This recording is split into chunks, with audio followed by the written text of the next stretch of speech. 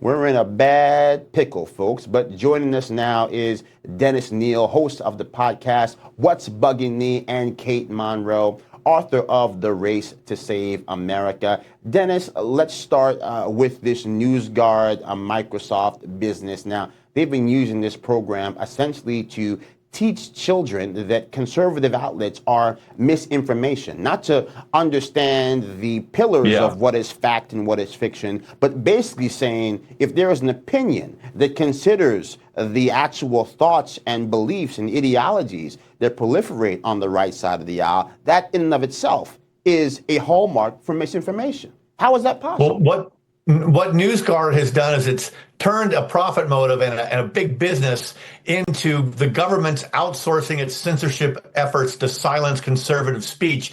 You know, these social media platforms, they look like they're free and they were created so that people could have a free voice. Instead, the government uses those platforms, all of them, except X now under Elon Musk, to silence speech that the government dislikes, to deprive millions of Americans from even hearing voices that the government decides it wants to rule out. A lot of Americans don't even understand that the First Amendment protects hate speech, protects disinformation, protects the right to say misinformation. And so government now is outsourcing to NewsGuard and these other NGO groups, you know, this function, because then they can say the government's not violating the First Amendment. Oh, they're just listening to advice from these organizations. But these organizations are, in effect, arms of the government. And it's a big censorship industrial complex, just like the phrase says, isn't it? You know, Katie, you know, to that point, obviously ABC had to pay this $15 million settlement with President Trump. And then, of course, George Stephanopoulos, who in many ways was the fulcrum for the lie that led to the payment, falsely claiming that he had raped E. Jean Carroll repeatedly.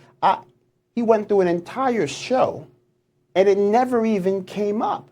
And then this becomes the issue all the time here. I mean, they get to say whatever they want. No one loses their job. No one loses a paycheck. You know, I remember in the lead up to 2022 and 2024, where we had a reporter on MSNBC who basically said that Tim Scott was the equivalent of a slave that Harriet Tubman should leave behind. I mean, this is just nasty business. And they do it all with a smile on their face, saying that they're doing it in the name of civility.